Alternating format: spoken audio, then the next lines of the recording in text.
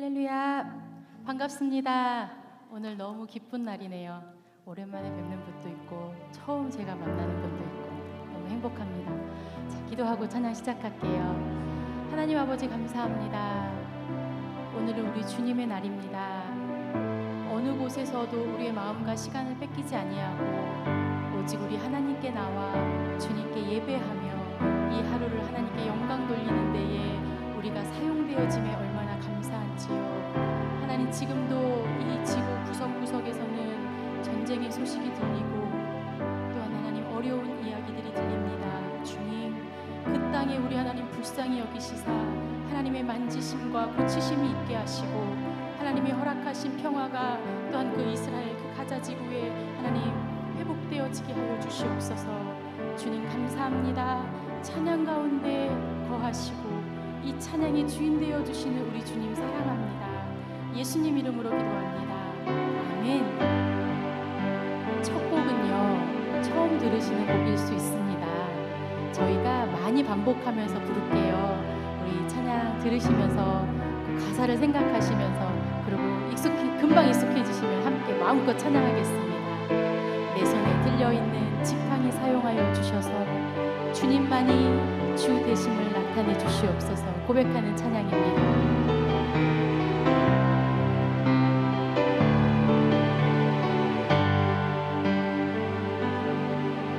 내 손에 들려있는 지팡이 사용하셔서 주님만이 주 되심을 나타내소서. 맡겨주신 사명을 감당할 힘을 주시고 주 이름만 높이게 하소서. 완악한 세상에서 믿음을 지키는 자로 선하신 주 의지하여 살게 하소서. 거룩한 백성으로 구별된 주의 자녀로 주 이름만 따르게 하소서. 나의 하나님 그는 여호와 유일하신 이를 그 위대하신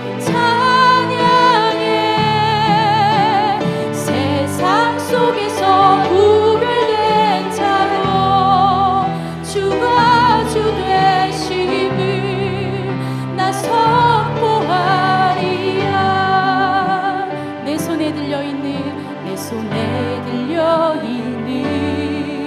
지팡이 사용하셔서 주님만이 주 되심을 나타내소서. 주신 사명을 감당할 힘을 주시고 주 이름만 높이게 하소서. 완악한 세상에서 믿음을 지키는 자로 선하신 주 의지하여 살게 하소서. 백성으로 구별된 주의 자녀로 주 이름만 따르게 하소서. 나의 하나님 그는 여호와 유일하신 이를 그 위대하신 속에서 구별된 자로 주가 주 되심을 나 선포하리라. 나의 하나님 그는 여호와 나의 하나님 그는 여호와 유일하신 이를 그 위대하신 찬양에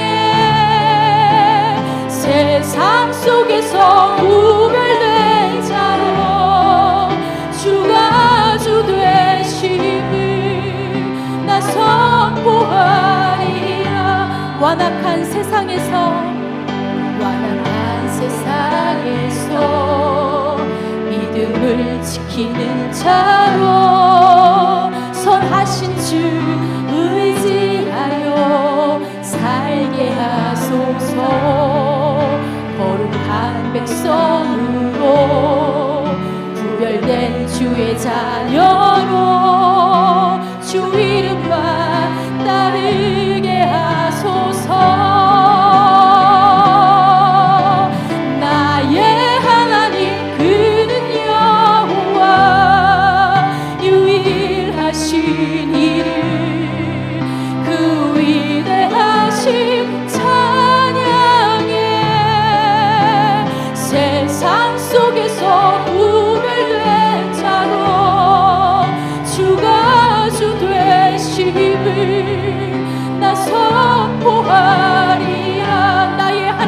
그는 여호와, 나의 하나님 그는 여호와.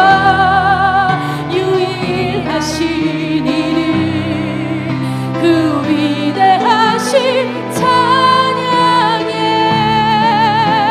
세상 속에서 구별된 자로 주가 주 되심을 나 선포하리라. 나의 하나님 그는 여호와, 나의 하나님 그는 여호와. 유일하신 이름 그 위대하신 찬양에 세상 속에서 구별된 자로 주가 주 되심을 나 선포하오. 우리 마지막으로 다시 고백합니다. 나의 하나님, 나의 하나님 그는 여호와. 유일하신 이름 그 위대하신 찬양에 세상 속에서 구별된 자로 주가 주 되심을 나 선포하리라.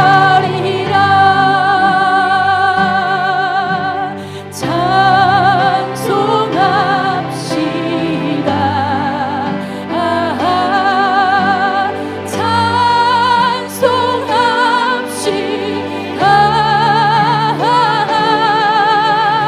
내 죄를 씻으신 주 이름 찬송합시다.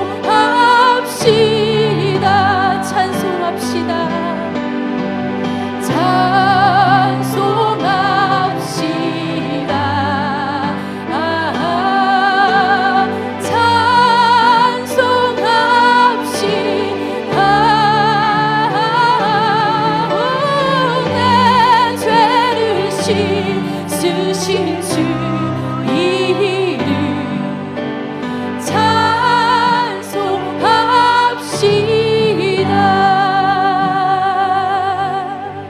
예수 십자가의 흘린 피로써 그대는 씻기어 있는가. 더러운 죄 회개하는 능력을 그대는 잠시하는가. 예수의 보혈로 그대는 씻기어 있는가. 마음속에 여러 가지 죄악이 깨끗이 씻기어 있는가. 주 예수와 밤낮으로 늘 함께 그대는 행동을 하는가. 아무 때나 어디서나 그대는 십자가 붙들고 있는가. 예수의 보혈로 그대는 씻기어 있는가. 마음속에 여러 가지 죄악이 깨끗이 씻기어 있는가.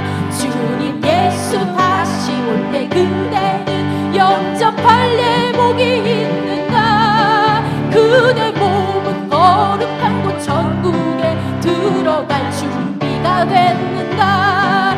예수의 보혈로 그대는 씻기어 있는가.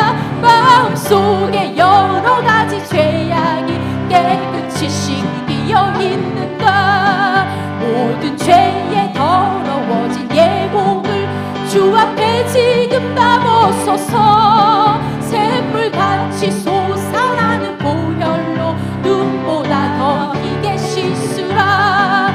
예수의 보혈로 그대는 씻기어 있는가. 마음속에 여러 가지 죄악이 깨끗이 씻. 우리 4절 다시 갑니다. 모든 죄에 더러워진 예복을 주 앞에 지금 다 벗어서 샘물같이 솟아나는 보혈로 눈보다 더 희게 씻으라. 예수의 아멘 보혈로 그대는 씻기어 있는가. 영 속에 여러 가지 죄악이 깨끗이 씻기어 있는가. 주의 보혈 능력이 있도다. 주의 피 믿으오. 주의 보혈 그 어린 양의 매우 귀중한 피로다. 아멘. 우리를 이렇게 깨끗이 씻겨주신 우리 주님이 우리에게 지금도 말씀하십니다. 아무것도 두려워하지 마라. 내가 너를 지켜줄게. 우리 주님 그 말씀을 기억하면서 우리 고백하면서 마지막 찬양 나아가겠습니다.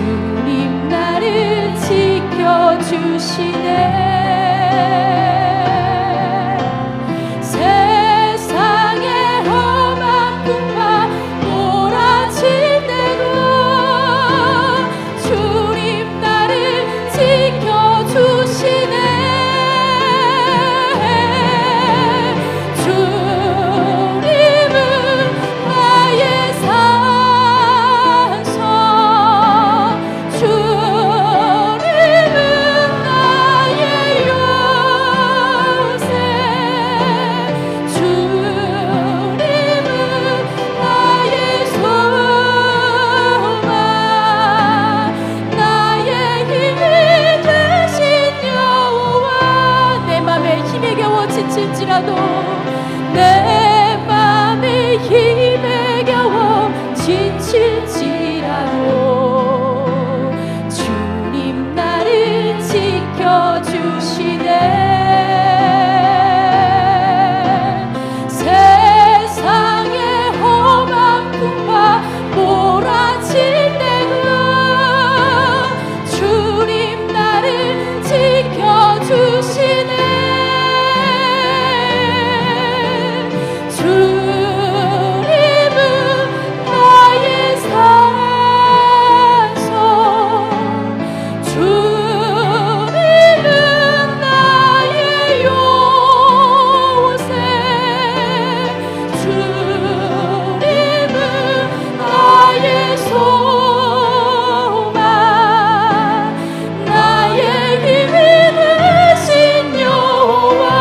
주님은 나의 산성, 주님은 나의 산성, 주님은 나의 요새,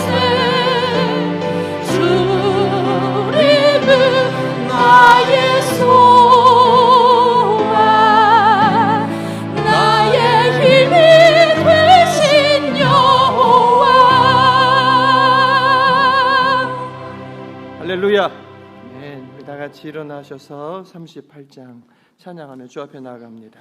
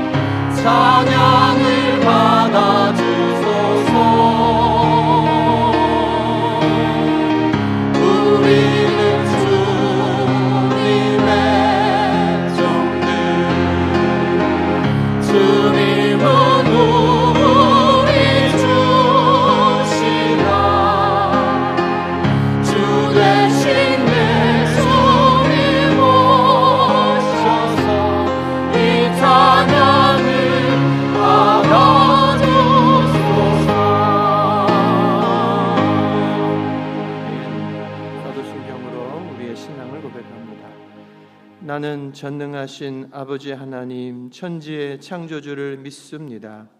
나는 그의 유일하신 아들 우리 주 예수 그리스도를 믿습니다. 그는 성령으로 잉태되어 동정녀 마리아에게서 나시고 본디오 빌라도에게 고난을 받아 십자가에 못 박혀 죽으시고 장사된 지 사흘 만에 죽은 자 가운데서 다시 살아나셨으며 하늘에 오르시어 전능하신 아버지 하나님 우편에 앉아 계시다가 거기로부터 살아있는 자와 죽은 자를 심판하러 오십니다. 나는 성령을 믿으며 거룩한 공교회와 성도의 교제와 죄를 용서받는 것과 몸의 부활과 영생을 믿습니다. 아멘. 자리에 앉으시고 이상률 장로님 기도하십니다.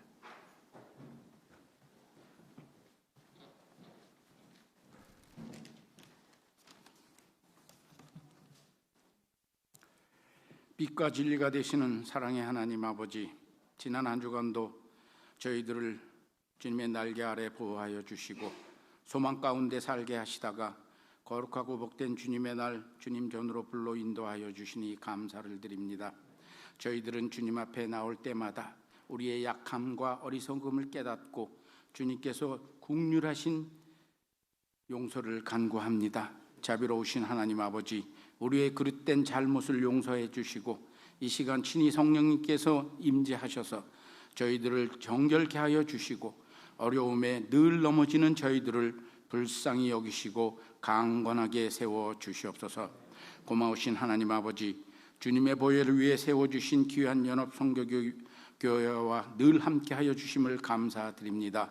저희 교회가 은혜와 진리가 가득한 교회가 되게 하여 주시고 올바른 성도들의 믿음의 생활, 또 사랑의 수고, 인내와 소망을 가진 성도들로 삼아주시고 주님 오실 때에 칭찬받고 인정받는 성도들 되게 하여 주시옵소서.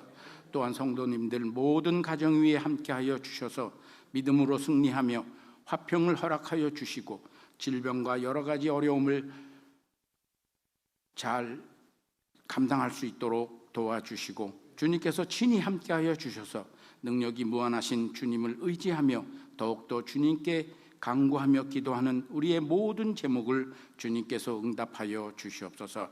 이 시간 말씀을 전하여 주실 목사님께 함께하여 주시고 하늘의 전신갑주로 입혀주시고 거룩하고 성결한 영으로 채워 주시옵소서. 이 시간 하나님 앞에 예배드리는 모든 심령 위에 놀라운 은혜로 함께하여 주시고 저음과 나중에 되시는 하나님께 영광 돌리는 귀한 시간 되게 하여 주시옵소서. 이 모든 말씀 예수님 이름으로 기도드립니다.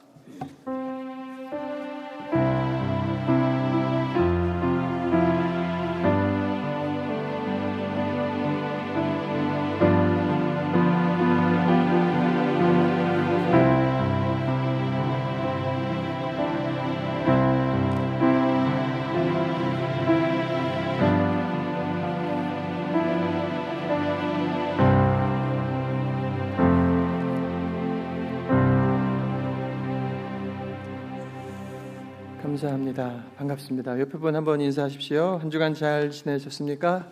보고 싶었습니다. 사랑합니다. 우리 서로 이렇게 인사하시고 멀리 계신 분들 오늘 특별히 반가운 얼굴들이 계시는데 먼저 제가 9월 17일에 성지순례 가 있는 동안에 오셨던 우리 하원순 성도님, 우리 박영숙 권사님 인도로 오셨었는데 이제 마음 잡으시고 교회로 오겠다고 하는데 계속 어려움들이 있었고 또 몇 주간 힘든 게 있지만 잘 이기고 오늘 오셨습니다. 다시 한번 박수로 환영하겠습니다. 한번 잘 오셨습니다. 특별한 어떤 사유가 있는데 잘 이기시고 오셨어요. 그리고 또 반가운 또 가정이 있는데 우리 장정현 권사님, 티파니오 집사님, 또 오창원 형제 가정, 한국에서 이제 아드님 가정이 이번에 온 거예요. 박수. 많이 컸네요 지금요. 한번 일어나 주세요 한번. 예.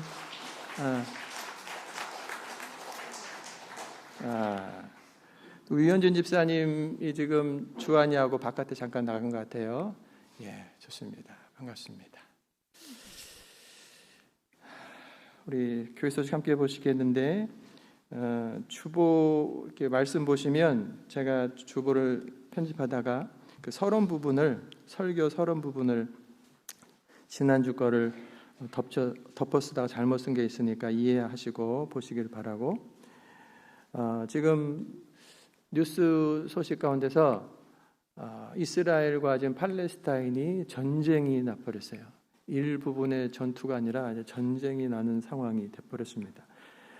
저희가 9월 11일 떠나서 23일 날 이제 돌아오고 요 몇 주간 안 지났는데 그 사이에 전쟁이 났고 저희가 걱정했던 바가 저희들하고 같이 다녔던 가이드 선교사님이 계시는데 어떻게 됐는가 싶었더니 또 그분은 엊그저께 이제 한국으로 이제 나오셨다고 하더라고요.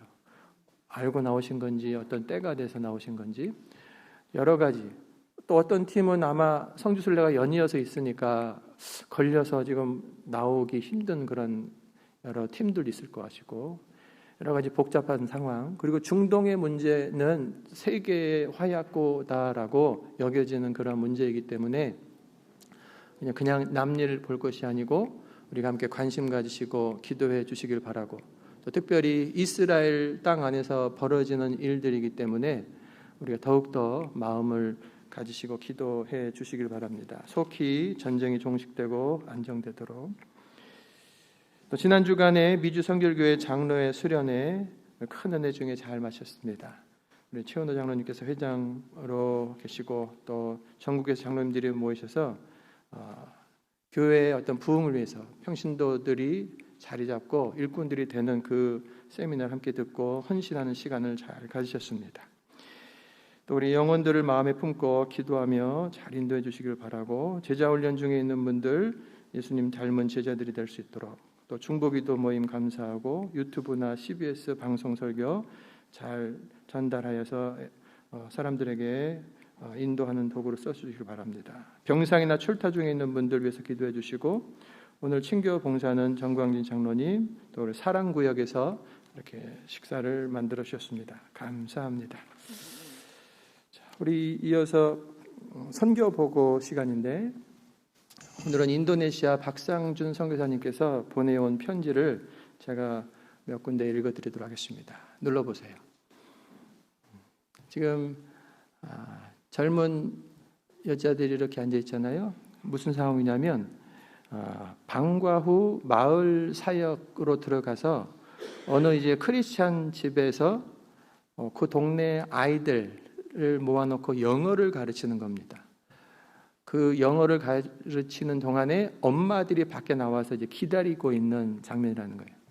얼굴들을 보면 이 사람들이 어린애가 중학교, 고등학교 정도 돼 보이잖아요. 실제로 10대, 20대 정도밖에 되지 않습니다. 그 아이들에게 영어를 가르친다라고 했을 때 그곳에서도 여전히 뭐 종교를 뛰어넘어서 저 집이 크리스찬 집안인 걸 알면서도 내 아이 영어 좀 가르쳐 주세요 하면서 모여들고 있는 거예요. 그래서 세계에 있는 모든 부모들은 내 자녀가 잘 교육받기를 바라는 그 모성애가 있고 그 모성애 때문에 잘못된 신앙도 또 문화도 뛰어넘으면서 주 앞으로 나올 수 있는 그런 전도의 문이 되고 있다라고 하는 선교사님의 보고인 겁니다. 또 우리 미국에 자라가는 우리 젊은이들이 세계 방방곡곡에 나가서 내가 자연스럽게 쓰고 있는 영어만 가지고 나가서도 많은 주의를 감당할 수 있다라고 하는 것을 아시고, 두 번째로 넘겨보세요. 두 여자아이들이 있는데 저 빨간 옷을 입은 아이는 이제 초등학교 5학년짜리인데 아버지가 이제 돌아가셨고 엄마와 언니 이제 여자들만 그런 집에 있는 가운데 언니는 또 간질 증세고 엄마는 특별한 직업이 없는 상태 아주 가난한 집에 한국에서 보내오는 어떤 후원금으로 살고 있는 집안의 아이인 겁니다. 그러는 가운데서도 나는 선생님이 되고 싶어요. 아이들을 가르치고 싶어요. 라고 하는 꿈을 교회 안에서 키워가고 있는 아이고 도르카스라고 하네요. 그리고 오른쪽에는 중학생인 거예요. KK라고 하는 중3 여자아이인데 머리가 또 저렇게 나지 않는 희귀병에 이제 걸려 있다고 합니다. 그리고 손가락, 발가락이 굽어져 있는 그러한 투노 증후군이라고 하는 것을 앓고 있는 가운데 있습니다. 그런 가운데서도 또 한국에서 보내오는 특별 지원금으로 그가 공부하고 또 믿음을 키워가고 있습니다. 그러니까 사회에서 소홀하게 대함을 받는 그런 사람들을 우리 박 선교사님이 굳이 더 찾아가시고 섬기면서 그 아이들이 가난한 마음 가운데서 주님을 더 깊이 만날 수 있도록 잘 인도하고 계신 거예요. 또 넘겨보세요.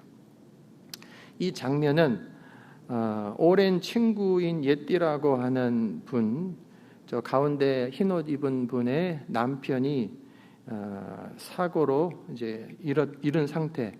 그 아들을 이제 또 한국 결혼을 해서 독일에서 공부를 시켜주고 있는 가운데 친정 어머니하고 살고 있다가 그 친정 어머니가 돌아가신 그 장례식 자리에 이제 선교사님 가정이 부부가 가서 위로하고 있는 장면입니다. 선교사님께서 계속해서 이렇게 눈물이 있는 곳에 가서 같이 눈물을 흘려주면서 그들을 계속 붙잡아주고 하나님께 소망을 두도록 하는 사역을 감당하고 계십니다. 마지막으로 이제 GP 리더십 컨퍼런스를 마치고 이제 돌아오는 중에 밤 11시 45분에 차가 퍼져가지고 이제 고치고 있는 장면입니다. 새벽 3시가 돼서 간신히 돌아갔다고 하는데 그 동네 다행히도 차를 고치는 분이 나와서 도와줘서 됐다. 시동 장치가 이제 고장이 나서 간신히 이제 돌아오게 됐다라고 하면서 사역에 필요한 차 잘 얻을 수 있도록 기도해 달라고 하는 장면입니다. 우리 박 선교사님의 이모저모 제가 읽고 함께 기도하다 보면 마음이 굉장히 따뜻한, 모든 선교사님들이 그러지만 아주 따뜻한 분 같아요. 특별히 어려운 사람들을, 소외된 사람들을 찾아가면서 함께 기도해주고 붙잡아주는 그 사역, 주님께서 허락하신 동안에 계속 감당할 수 있도록 우리 교회에서 또 후원하고 계속 중보로 도울 수 있기를 간절히 바랍니다. 아멘. 감사합니다. 우리 이어서 하나님 말씀 듣도록 하겠는데 사무엘상 8장 1절에서 22절까지 제가 지난 주간에 뉴욕에 있는 공동체 성경 읽기 그곳에서 가져온 그 파일로 여러분에게 같이 들려주면서 이 한 장을 듣도록 하겠습니다.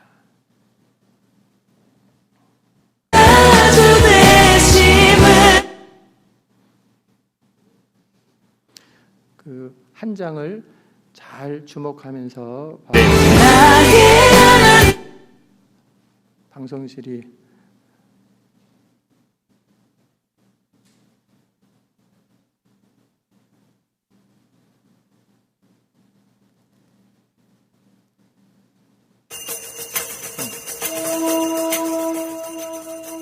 사무엘이 늙음에 그의 아들들을 이스라엘 사사로 삼으니 장자의 이름은 요엘이요 차자의 이름은 아비야라. 그들이 브엘세바에서 사사가 되니라. 그의 아들들이 자기 아버지의 행위를 따르지 아니하고 이익을 따라 뇌물을 받고 판결을 굽게 하니라. 이스라엘 모든 장로가 모여 라마에 있는 사무엘에게 나아가서 그에게 이르되 보소서, 당신은 늙고 당신의 아들들은 당신의 행위를 따르지 아니하니 모든 나라와 같이 우리에게 왕을 세워 우리를 다스리게 하소서. 우리에게 왕을 주어 우리를 다스리게 하라 했을 때 사무엘이 그것을 기뻐하지 아니하여 여호와께 기도하매 여호와께서 사무엘에게 이르시되 백성이 내게 한 말을 다 들으라. 이는 그들이 너를 버림이 아니요 나를 버려 자기들의 왕이 되지 못하게 함이니라.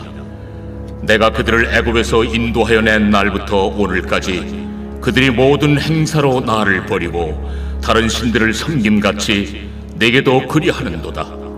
그러므로 그들의 말을 듣되 너는 그들에게 엄히 경고하고 그들을 다스릴 왕의 제도를 가르치라. 사무엘이 왕을 요구하는 백성에게 여호와의 모든 말씀을 말하여 이르되 너희를 다스릴 왕의 제도는 이러하니라. 그가 너희 아들들을 데려다가 그의 병거와 말을 어거하게 하리니 그들이 그 병거 앞에서 달릴 것이며 그가 또 너희 아들들을 천부장과 50부장을 삼을 것이며 자기 밭을 갈게 하고 자기 추수를 하게 할 것이며 자기 모기와 병거의 장비도 만들게 할 것이며 그가 또 너희의 딸들을 데려다가 향료 만드는 자와 요리하는 자와 떡 굽는 자로 삼을 것이며 그가 또 너희의 밭과 포도원과 감람원에서 제일 좋은 것을 가져다가 자기 신하들에게 줄 것이며 그가 또 너희의 곡식과 포도원 소산의 11조를 거두어 자기의 관리와 신하에게 줄 것이며 그가 또 너희의 노비와 가장 아름다운 소년과 나귀들을 끌어다가 자기 일을 시킬 것이며 너희의 양떼 10분의 1을 거두어 가리니 너희가 그의 종이 될 것이라. 그날에 너희는 너희가 택한 왕으로 말미암아 부르짖되 그날에 여호와께서 너희에게 응답하지 아니하시리라. 백성이 사무엘의 말 듣기를 거절하여 이르되 아니로소이다. 우리도 우리 왕이 있어야 하리니 우리도 다른 나라들 같이 되어 우리의 왕이 우리를 다스리며 우리 앞에 나가서 우리의 싸움을 싸워야 할 것이니이다. 사무엘이 백성의 말을 다 듣고 여호와께 아뢰매 여호와께서 사무엘에게 이르시되 그들의 말을 들어 왕을 세우라. 사무엘이 이스라엘 사람들에게 이르되 너희는 각기 성읍으로 돌아가라 하니라. 사무엘서를 연이어서 다시 시작합니다. 사무엘 이 사람은 최고의 선지자, 최고의 사사 중 한 사람인 거예요. 이스라엘의 역사를 가만히 생각해 보면 족장 시대가 있습니다. 아브라함, 이삭, 야곱. 그러다가 그들이 번성하여지는데 애굽에서 번성하여졌다가 포로가 되는 포로 시대가 400여 년이 이제 지나가게 되고 그리고 모세를 통해서 출애굽하여서 광야 시대 그리고 여호수아와 함께 가나안으로 들어간 가나안 정복 시대 그리고 이제 정착하여서 살아갈 때 그 당시에 어떤 정치라든가 그 전체를 이끌어가는 지도자로 하나님이 사사를 세우신 거예요. 사사는 각자 지파들이 각자 지역에 살고 있습니다. 그리고 절기에 따라서 제사, 예배를 드리러 모이는 이 공동체 의식이 있고 그런데 나라가 위기가 있을 때가 있잖아요. 그러면 사사가 일어나서 군대 장관과 같이 나아가 전쟁을 벌이기도 하고 그리고 일상생활 속에서 사람들 안에 벌어지는 여러 가지 고소, 고발의 그런 문제들을 재판하여 주는 재판관의 역할을 하면서 그 지도자 역할을 합니다. 근데 이때 이 사사는 자기 집, 자기 동네에 살고 있는 거예요. 그리고 특별한 일이 있을 때 그 일을 이제 감당하면서 전체가 평등하게 살고 있던 그 시대입니다. 그러다가 이 사사 시대가 맞춰지면서 왕정 시대로 넘어가는 거예요. 사울왕, 다윗, 솔로몬. 그래서 오늘 이 사무엘은 이 사사 시대가 끝나는 그 시점에서 사울왕을 세우고 다윗왕을 세웠던 요 사무엘, 중간 다리 역할을, 중요한 역할을 했던 이 사무엘을 통해서 우리가 하나님의 말씀을 한 구절 보고 있습니다. 이 사무엘은 앞선 장에서 보면 미스바 성회를 일으키면서 전국적으로 회개 운동이 일어나게 했고 모든 이스라엘이 하나님을 바라보게 했습니다. 그 개인적으로도 청렴하고 기도의 사람으로서 늘 하나님께 가까이 있던 그런 사람. 그래서 그 시대가 어느 시대 때보다, 어느 사사 시대보다 안정적이었습니다. 평화가 있었던 거예요. 그런데 시간이 흘러갑니다. 1년, 5년, 10년, 20년, 30년. 제가 어디 가서 설교할 때 30년이 됐습니다. 이제 그런 데 가서 설교하면 위기입니다. 이런 말을 합니다.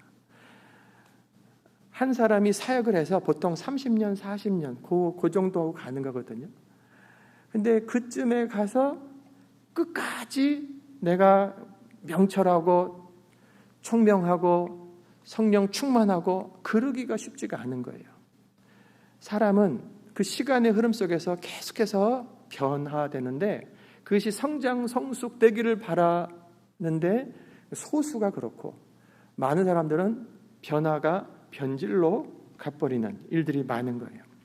시간이라고 하는 강물 속에서 많은 것들이 잊혀지고 흐려지고 변질되는데 오늘 1절에 보니까 사무엘이 늙음에라고 시작이 됩니다. 그가 노인이 되었을 때 그 안정적이었던 그 사회가 변질되고 있었어요. 그의 가정, 그의 삶이 여러모로 변질되고 있었다. 2023년 시작해서 10월 둘째 주를 맞이하고 있습니다. 여러분들은 시간의 흐름 속에서 변화되고 있는데 그것이 성장, 성숙으로 나아가고 있는 것인지 아니면 나도 모르게 퇴색, 변질되고 있지는 않은지 그래서 생각해보고 우리가 다시 한번 조율을 하는 시간이 되기를 바랍니다. 오늘 성경에 보면 안타깝게도 시간이 흐르면서 선지자 사무엘의 집안에 불의함이 깃들었고 또 성령 충만하고 회개운동이 일어났던 전국적인 이스라엘 안에 불의함이 보이게 됐던 거예요. 첫 번째, 그 아들들의 불의함인 거예요. 사무엘이 나이가 많아지자 자기의 두 아들을 사사로 임명합니다. 여기서 사무엘이 자기 두 아들을 사사로 세운 거예요. 보통 사사가 세워질 때 보면 하나님께서 누구를 짚으시고 그 사람에게 여러 가지 말씀이나 기적이나 표적들을 통해서 그 사람을 이렇게 사사로 일으켜 세우는 과정들이 항상 나오거든요. 근데 지금 이 사사는 아버지가 사무엘로서 사사, 또 선지자, 제사장 여러 가지 역할을 하고 있는 중에서 사사로 자기 두 아들을 짚어서 세웠다. 더 이상의 설명이 없어요. 하나님이 시켜서 그 두 아들을 짚었다. 뭐 이런 말이 나오지 않고 앞뒤에 뭐 이런저런 말이 나오지 않아요. 그런데 이 두 아들의 이후로의 말씀을 보면 사사를 하면 안 되는 사람들이 거기에 또 서 있는 거예요. 그러니까 이 사사가 세습이 됐는데 잘못된 사람이 서 있다. 여러분 큰 교회 목사님 은퇴할 때 자기 아들 또 자기 뭐 사위 그 사람들을 세습시키는 그런 일들이 교회 소식에서 나오죠. 저는 옳다 그르다라고 말씀하지 않습니다. 더 잘하는 목사 자녀 세대도 있기도 하고 그 옳다 그르다가 문제가 아니라 하나님의 뜻인가 그리고 그 결과는 열매는 어떤가라고 하는 것을 봤을 때 사무엘 이 자체는 위대한 사람인데 어떻게 이 사사라고 하는 직분이 이들에게 넘어갔는가? 불분명해. 그냥 짚었다, 임명했다라고 하는 거예요. 그 사무엘이 임명한 겁니다. 근데 어떻게 이런 사람들을? 두 아들의 이름은 요엘과 아비야예요. 이름은 여호와는 하나님이다, 여호와는 나의 아버지다. 사무엘답게 자기 아들들의 이름을 지었어요. 그런데 3절에 보니까 그 아들들은 아버지의 행위를 따르지 않고 이익을 따라 뇌물을 받고 판결을 굽게 했다라고 했습니다. 지금은 전쟁이 없는 평화 시대 속에서 그냥 자기 백성들 안에서 벌어지는 재판, 그것을 그들이 맞는데 법대로 양심에 따라서 하나님의 뜻대로 그냥 하면 될 거 아니에요. 옳다 그러다. 근데 그것을 뇌물을 받고 돈 준 사람의 편을 들어줬다는 거죠. 말도 안 되는 처사입니다. 당연히 율법에서도 이것을 큰 죄로 지적했어요. 신명기 16장에 보면 공의로 백성을 재판할 것이니라. 너는 재판을 굽게 하지 말며 뇌물을 받지 말라. 너는 마땅히 공의 정의를 따르라. 당연한 거죠. 여러분, 뇌물이라고 하는 것은 사람들의 마음을 움직이고 그쪽을 향하게 하고 그 편 되게 만드는 거예요. 절대로 받아서는 안 되는 거예요. 많은 죄들 가운데 여러분, 제가 생각했을 때 가장 큰 죄, 그것은 법을 이용한 사람들, 그 죄가 가장 크겠다, 이런 생각이 들어요. 일반적인 우리들은 양심법, 그 다음에 기본적인 어떤 사회법, 내가 알고 있는 법 정도를 가지고 지키며 살고 있는 거잖아요. 근데 그 법을 공부한 사람들은 그 지식을 가지고 죄 없는 사람을 있는 사람으로 만들어 버리기도 하고, 죄 있는데 없다고 가려져 버리기도 하고, 그것을 가지고 변호사, 검사가 가지고 나왔을 때 재판장이 이것은 법을 따라서 정확하게 이러하다라고 짚어줄 수 있는데, 여기에서 또 정치적으로 또 자기 관계적으로 해서 굽어버린 판결을 내려버리는 일들이 계속 벌어지고 있는 거예요. 온 세계, 제일로 그 나라에서 공부를 열심히 잘했다고 하는 그런 사람들이 모인 그 집단 안에서 그 법을 가지고 일반 사람들을 넘어서는 많은 이익들을 챙기며 살고 있는 그런 형편입니다. 그 안에서 분명히 또 많은 사람들은 정직하게 자기의 신의, 자기의 공부한 것, 가치관, 철학, 신앙, 이것을 가지고 기준을 가지고 살아가는 사람들이 또 많이 있겠지만, 적지 않은 사람들이 그 안에서 법을 가지고 구분 결정들을 하고 있다라고 하는 거예요. 여러분, 다른 사람도 아닌 사무엘의 두 아들, 이 사람들은 사무엘의 아들이라고 하는 그 광채 속에서 절대로 그러면 안 될 사람들로 보이는데 그렇게 해버리고 마른 거예요. 그러면 도대체 왜 이 모양이 됐을까? 왜 이 모양이 됐을까? 두 가지 입장에서 생각해 볼 수 있는데, 첫 번째는 아버지 사무엘의 어떤 잘못, 그 입장에서 볼 수 있어요. 사무엘이 도대체 무슨 잘못을 했을까? 사무엘은요, 앞뒤 구절들을 쭉 보면 그의 사역이요 엄청납니다. 자, 3장 20절에 보면 단에서부터 부엘세바까지, 단은 저 이스라엘의 꼭대기 윗부분 북쪽인 거예요. 그리고 부엘세바까지 또 남쪽까지 온 이스라엘이 사무엘은 여호와의 선지자로 세우심을 입은 줄을 알았더라. 4장 1절에 사무엘의 말이 온 이스라엘에게 전파되었다. 지금처럼 좀 방송 설교해가지고 전국으로 말씀이 전파됐다는 것이 아니에요. 사무엘이 전국을 다니면서 말씀을 전하고, 말씀을 전하는 가운데 이야, 진짜 하나님의 말씀을 전하는구나 하고 모두가 인정하는 말씀이 충만한 그런 시대, 그런 시대를 말하고 있는 거예요. 그런데 그렇게 말씀하고 기도하면서 능력이 나타나는 사역이 있었지만, 그 사역에 비례해서 가정도 같이 온전해지면 좋은데 이 사무엘에게 있는 시간이라고 하는 것이 제한되어 있는 거죠. 하루 똑같은 24시간 가운데 말하자면 몇 시간 자고 그리고 성경 연구하고 기도하고 나서 나머지를 사역을 올인을 해버렸으니 돌아와서는 피곤한 가운데서 자고, 전국을 다니다가 몇 년, 몇 달 만에 돌아와가지고, 그리고 또 잤다가 또 가면, 몇 년에 또 오면 아이가 있고, 막 그런 시기가 있지 않을까 싶어요. 그러니까 자기도 모르게 아이들을 막 자라가는 거죠. 사역이 엄청난 것과 함께 반비례로 가정은 소홀해지고 있을 수밖에 없는 거예요. 여러분, 개인의 삶, 가족을 돌보는 삶이 그에게 보이지 않습니다.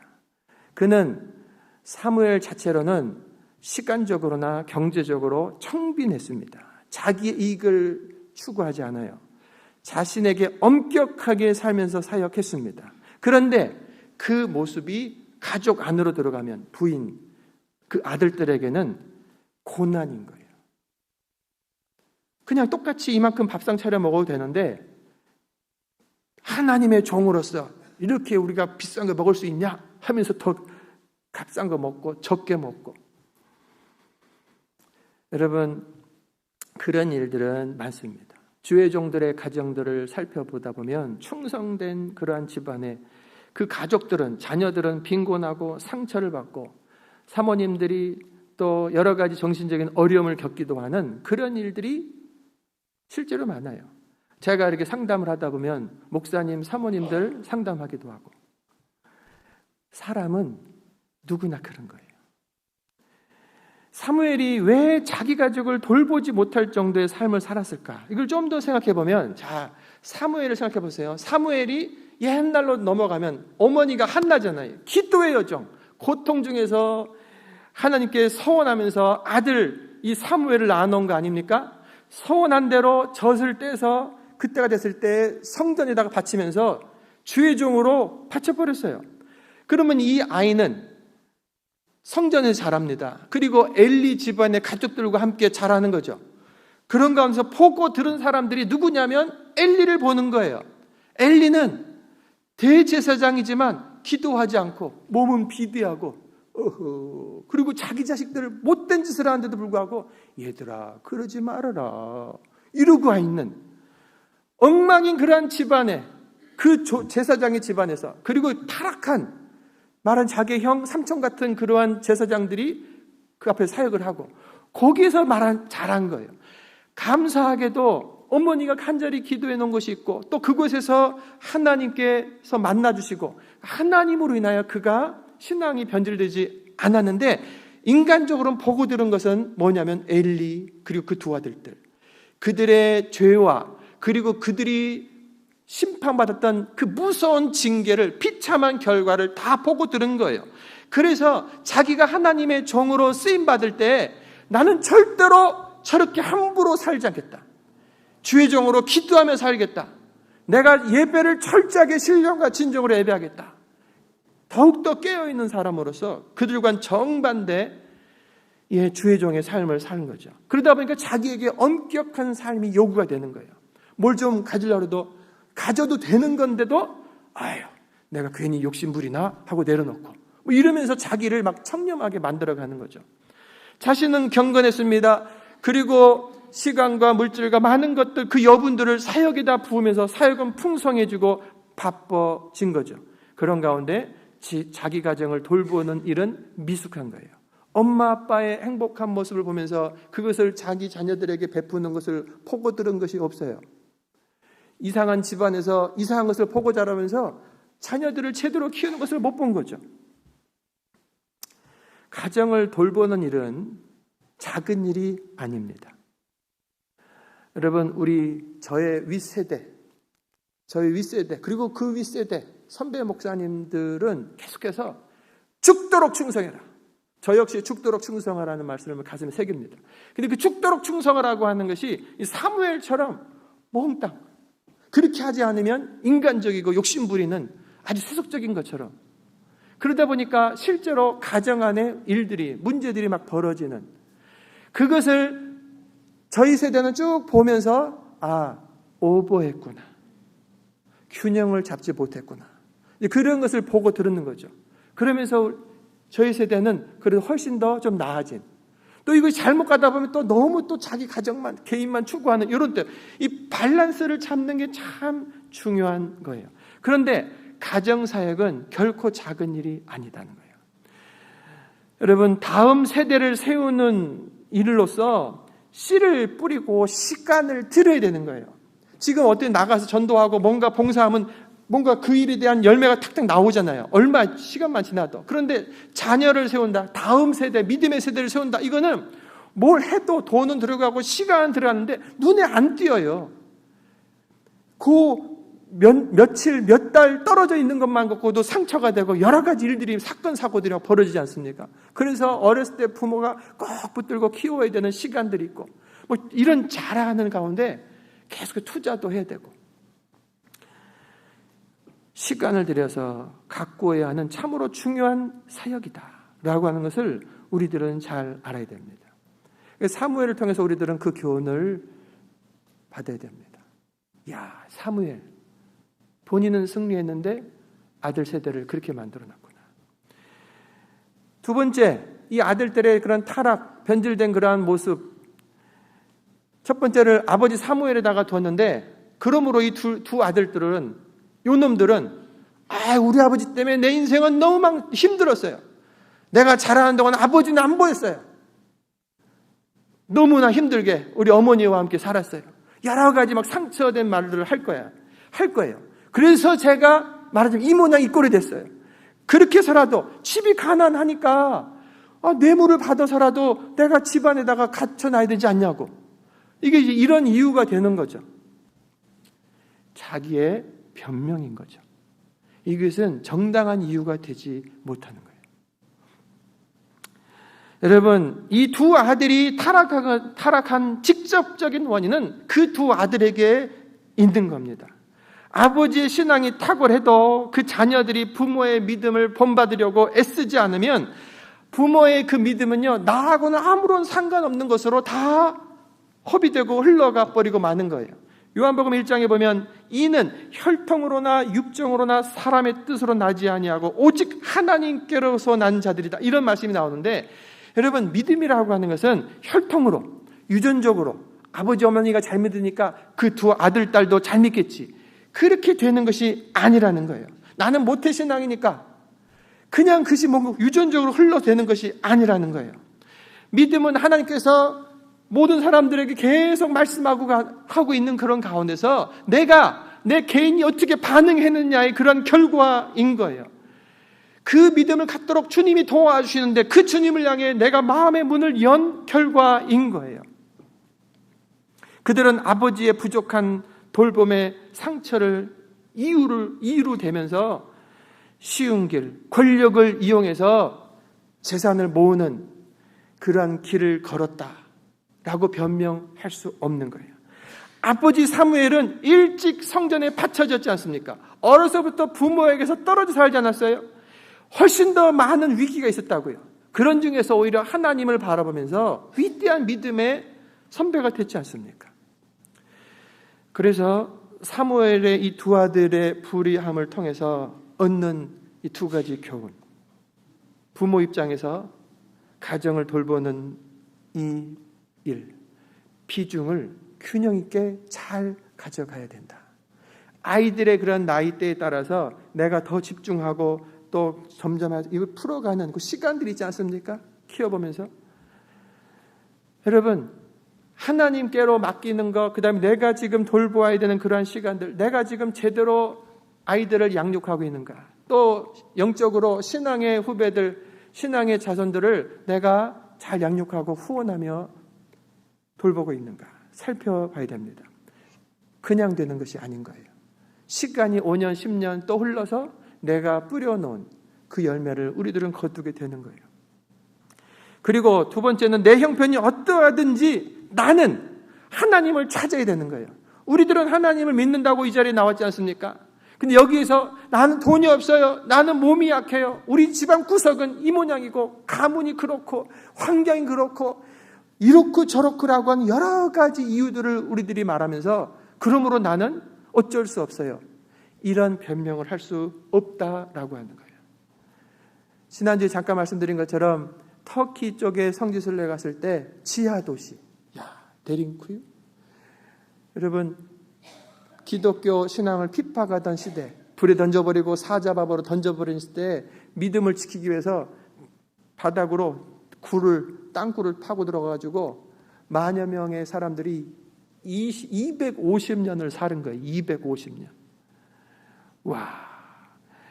여러분, 그냥 바깥에 살면서 하나님 어쩔 수 없습니다. 내가 이 땅에 살아야 되지 않습니까? 그냥 로마 저 황제에게, 저 우상에게 내가 머리 숙이고 내가 반반 살겠습니다. 여러 가지 또 사람들도 있었을 거예요. 하지만 그 어떤 것도 변명으로 이유로 삼지 않고 하나님 믿는 믿음을 지키기 위해서 그들이 땅굴 속으로 들어간 믿음의 선배들도 있는 거예요. 그러므로 여러분, 불의함에 대한 이유와 변명을 대는 것이 아니라 주님 앞에 정직하게 충성되게 설 수 있기를 주의 이름으로 축원합니다. 두 번째로 장로들의 불의함을 봅니다. 4절부터 보면 이스라엘 모든 장로가 모여 라마에 있는 사무엘에게 나아가서 그에게 이르되 보소서, 당신은 늙고 당신의 아들들은 당신의 행위를 따르지 아니하니 모든 나라와 같이 우리에게 왕을 세워 우리를 다스리게 하소서 한지라. 우리에게 왕을 주어 우리를 다스리게 하시오. 당신은 늙었지 않습니까? 여러분, 실제로 늙었습니다.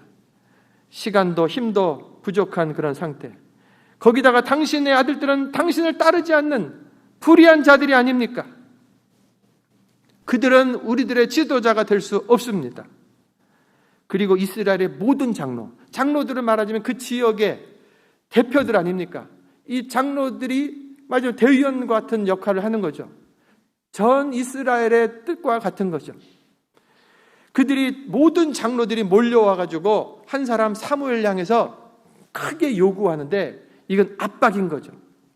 우리들의 요구를 관철시키시오.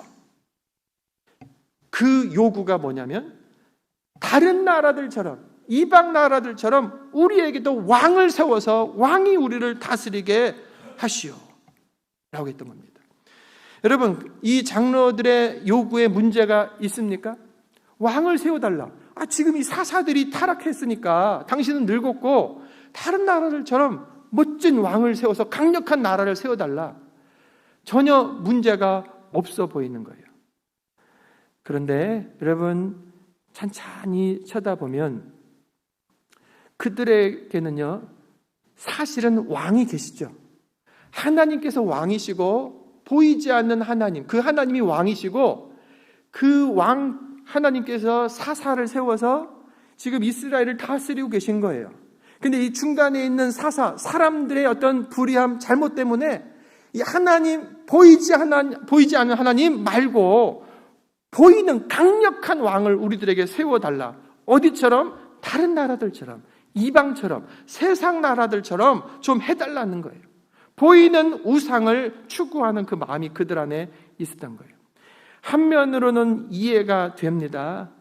하지만 그들의 잘못은 두 아들의 잘못을 보면서 이것을 어찌해야 될 것인가 하나님께 나와 무릎을 꿇고 사무엘과 의논하고 하나님의 뜻을 구하면서 나아가야 될 것을 자기들의 보고 들은 결과를 가지고 강력하게 요청해 와 버렸다. 이것이 문제인 거예요.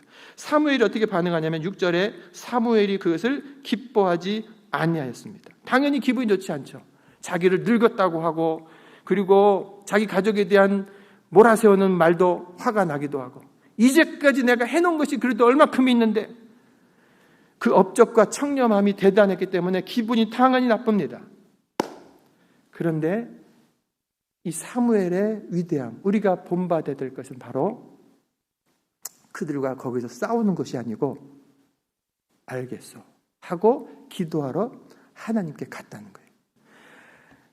고민하며 주저앉지 않았고 기도의 자리로 나갔습니다. 자기의 기분 나쁜 감정을 따르지 않고 하나님의 뜻이 무엇인가를 듣고자 주님 앞에 나아갔다라고 하는 거예요. 여러분, 우리가 신앙생활을 하면서 서운한 일이 생깁니다. 사건이 벌어지고 이 사람과의 관계가 문제가 생기고 저런 일이 생기고 내 감정에 요동이 치고 막 이러는 거잖아요. 여러분, 그 모든 서운함, 그 서운함이 하나님으로부터 멀어져 버리고 갈등한 요소가 되는 것이 아니라 오히려 그 서운함이 하나님께로 무릎을 꿇고 나를 살피고 하나님의 뜻을 간구하는 그런 기도의 자리에 인도함이 있기를 바랍니다. 하나님께서 바로 기도의 사람 사무엘에게 응답하시는 거예요. 문제의 본질을 다 아시는, 저 장로들의 마음을 다 아시는 하나님께서 뭐라고 말씀하냐면 7절부터 보면 백성이 너에게 한 말을 다 들으라. 이는 그들이 너를 버림이 아니요 나를 버려 자기들의 왕이 되지 못하게 함이니라. 내가 그들을 출애굽에서부터 인도하여 낸 날부터 오늘까지 그들이 모든 행사로 나를 버리고 다른 신들을 섬김같이 너에게도 그리하는도다. 하나님은 그 장로들, 이스라엘 백성들의 그 마음의 본심 안에 하나님을 떠나려고 하는 그 마음, 하나님을 버리는 그 마음을 아신 거예요. 너가 버림받는 것이 아니고 내가 버림받는 것이다. 나의 통치, 하나님의 통치를 거부하는 것이다. 여러분, 하나님을 찾고 그의 답을 구하기보다는 다른 나라들처럼, 하나님 없는 이방 나라들처럼 멋진 성곽을 세워놓고 강력한 군대를 세워놓은, 그래서 보기에도 멋진 그런 나라를 세워달라고 하는, 그냥 일반적인 사람 눈에는 죄가 아닌 것처럼 보이지만 그 중심 안에는 하나님이 아닌 좀 멋있는, 뭔가 좀 있어 보이는 그것을 구하는 그들 안에 본심을 아시는 거예요. 그것은 세상 나라, 세상 임금 마귀를 따라가는 그러한 걸음이었던 것입니다. 출애굽 때부터 오늘까지 400년이 넘도록 그들은 그렇게 해왔다. 여러분, 시간이 흐르면서 하나님께 회개했던 그들의 심령이 1, 2년, 20년, 30년 지나면서 다시 또 돌아가가지고 하나님 말고 또 다른 거 좀 없냐고 하는 변질된 모습, 그것을 그들이 보여주고 있는 것이죠. 여러분, 그 말씀을 들은 사무엘은요, 자기 안에 서운함은 싹 사라져버립니다. 내가 버림받았어요. 하나님, 저들이 나를 사사로 인정하지 않습니다. 어떻게 해야 됩니까? 라고 주님 앞에 가지고 나왔는데, 너가 버림받은 것이 아니고 내가 버림받았다 라고 하는 하나님의 그 말씀 앞에서 그가 입을 다물고, 자신의 자존심의 문제는 아무것도 아닌 것이고 하나님, 하나님의 교회, 하나님의 나라를 생각했을 때 자기는 싹 사라져버린 거예요. 그리고 하나님의 아픔이, 그 아픈 마음이 그 안에 들어오는 것이죠. 하나님께서 이어서 말씀하십니다. 그러므로 그들의 말을 듣되 너는 그들에게 엄히 경고하고 그들을 다스릴 왕의 제도를 가르치라. 하나님께서 한 번 더 기회를 백성들에게 주라고 하시는데, 뭐냐면 당신들이 구하는 것은 전제 군주, 왕정 시대를 말하는 건데, 왕정 시대가 되면 어떻게 되는가를 보라. 당신들의 아들들, 남자들은 군인으로 착출될 것이다. 당신들의 멋진 그 아들들이 왕의 말을 끌고 병거 앞에서 달리는 자들이 될 것이다.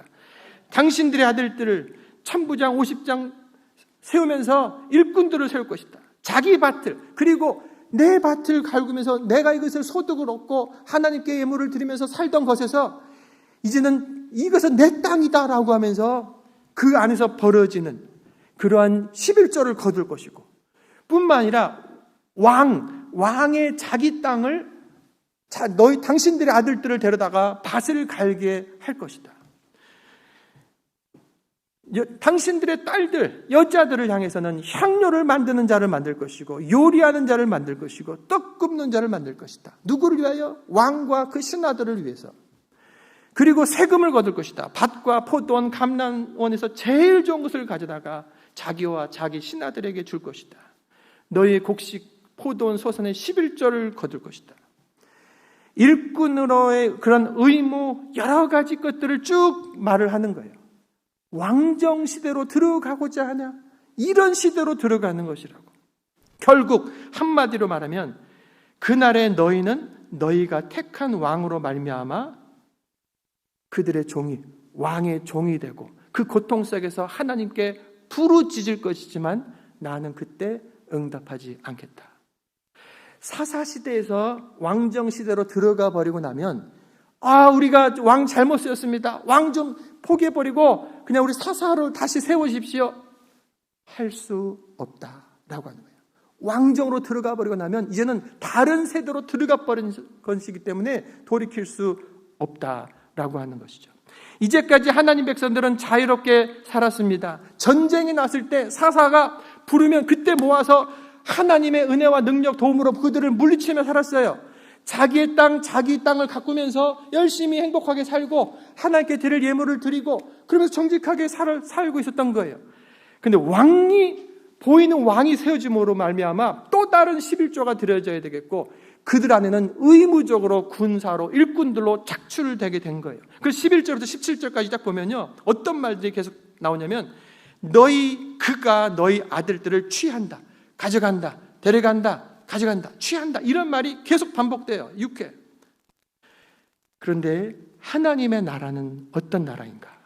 여러분, 하나님이 다스리는 나라는 하나님께서 온 우주 만물을 지으시고 사람들에게 살아갈 그 환경을 주신 거예요. 할렐루야. 그리고 배필을 주신 거예요.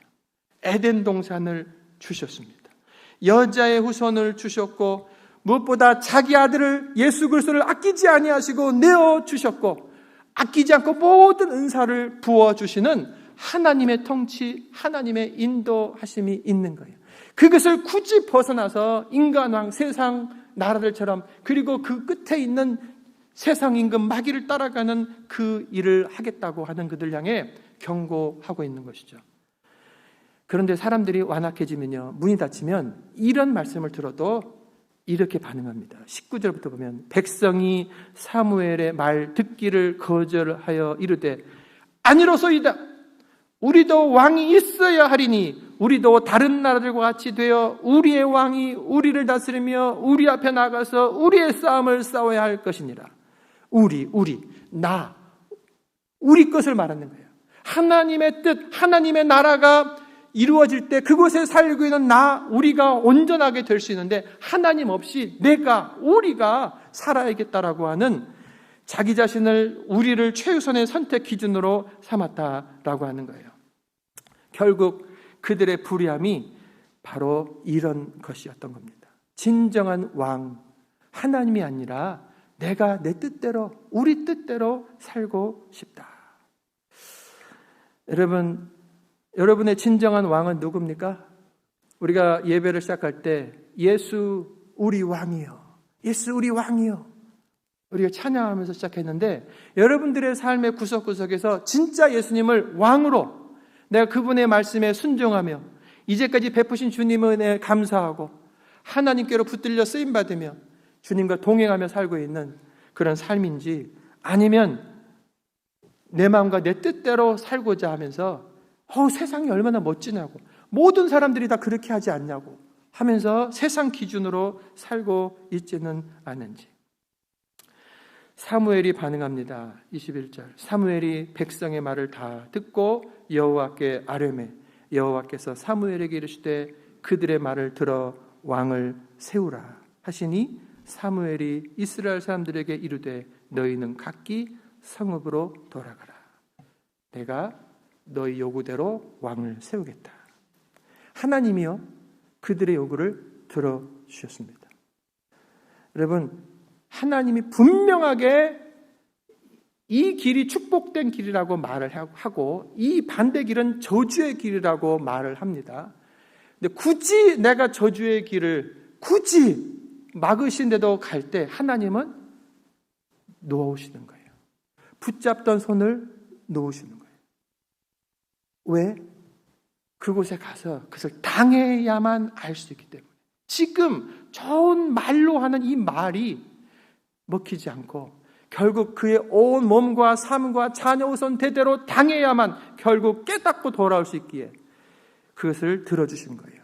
두 아들 가운데 둘째 아들이 아버지 왜 이렇게 오래 살아요? 나에게 물려줄 재산을 빨리 좀 주시오. 탕자, 계속 요구하는 탕자, 그 요구를 아버지가 들어주죠.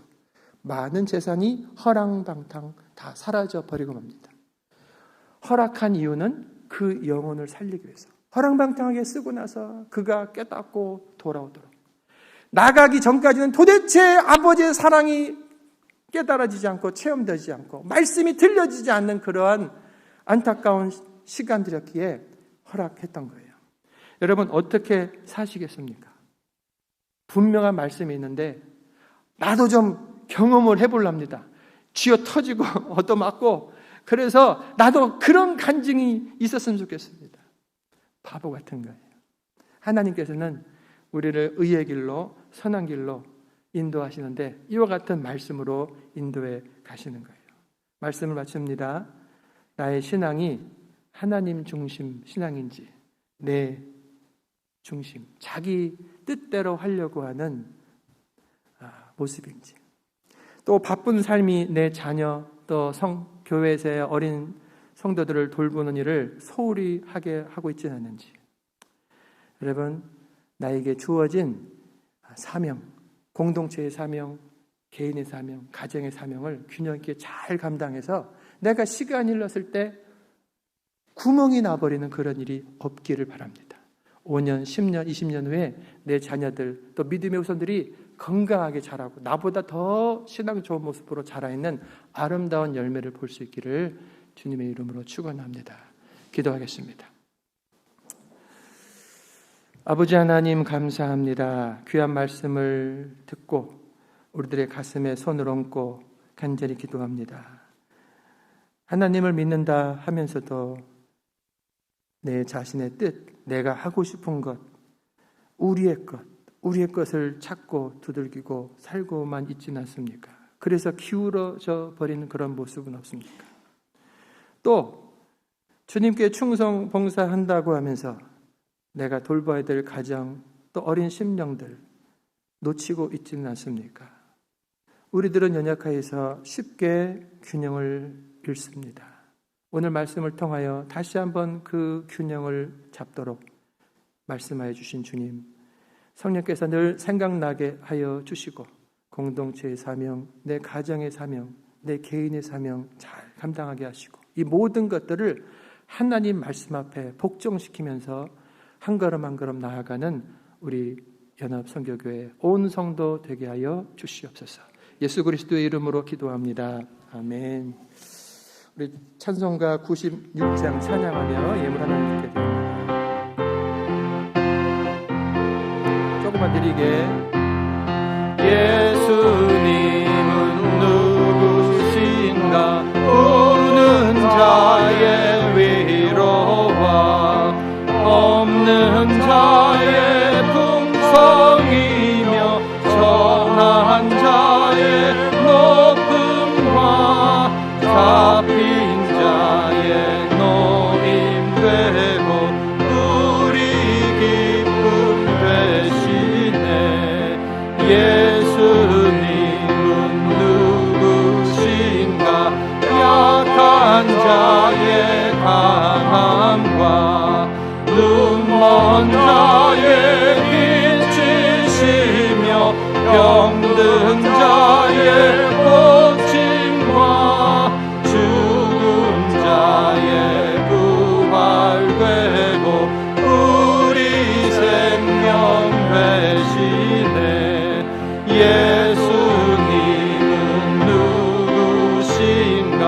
주한 자의 정함과 죽을 자의 생명이며 죄인들의 중보와 멸망자의 구원되고 우리 평화 되시. 다같이 일어나서 예수님은 누구신가? 온 교회의 머리와 온 세상의 구주시며 모든 왕의 왕이요 심판하실 주님 되고 우리 영광 되시네. 아멘. 아버지 하나님, 감사합니다. 예수님, 우리의 머리가 되시고 오늘도 말씀하여 주시고 우리를 인도해 주시니 감사합니다. 가장 확실하고 가장 안전하고 가장 분명한 우리 주님의 그 말씀을 따라 한 걸음 한 걸음 걷겠사오니 주의 말씀의 등불을 날마다 켜는 저희들 되게 하여 주시옵소서. 내 삶의 여정에서 보이는 장애물들을 잘 피하게 하시고 주님께서 밝혀 보여주신 그러한 십자가의 길을 따라 힘있게 걸어가도록 성령님 도와주시옵소서. 왕의 왕 되신 예수여 어서 오시옵소서. 주님 오시는 그날까지 이 믿음 지키기를 원하오니 성령님 도와주시옵소서. 시간의 흐름이 변색, 퇴색, 변질되는 시간이 아니라 성장, 성숙, 주님을 더 닮아가는 여정이 되게 하여 주시옵소서. 우리는 사랑하는 성도들의 온 마음, 정성, 수고, 땀이 담긴 예물이 주 앞에 올려졌습니다. 받으시고 흠양하여 주시옵소서. 예물이 쓰임받는 곳곳에서 하나님 영광 드러나며 하나님의 나라가 확장되게 하여 주시옵소서. 드린 손길들을 축복하시고 두 손 모을 때 하늘의 문을 여시며 그 두 손으로 하늘의 형통함이 있게 하여 주시옵소서. 연약한 자들을 이 시간 불쌍히 여기시고 어루만지시고 생기를 북돋아 주시옵소서. 아버지는 창조하시고 생명 주시고 오늘까지 지켜주셨사온데 주께서 불러가시는 그날까지 사명 감당하기를 원하오니 주여 고쳐주시고 일으켜 주시옵소서. 한 주간을 살아갑니다. 우리 주님의 말씀이 떠오르도록 성령님 역사하시고 그 말씀 앞에 즉시로 순종하여 순종의 열매, 그 아름다운 간증이 풍성한 승리하는 한 주간 되게 하여 주시옵소서. 이제는 우리 주 예수 그리스도의 은혜와 아버지 하나님의 그 크신 사랑과 성령의 감화 감동 역사 충만하신 은혜가 나의 왕 우리 주님이십니다. 말씀 앞에 복종하며 살겠습니다. 작정하며 일어서는 저희들 머리 위에 이제로부터 영원토록 함께 하시기를 간절히 축원하옵나이다. 아멘.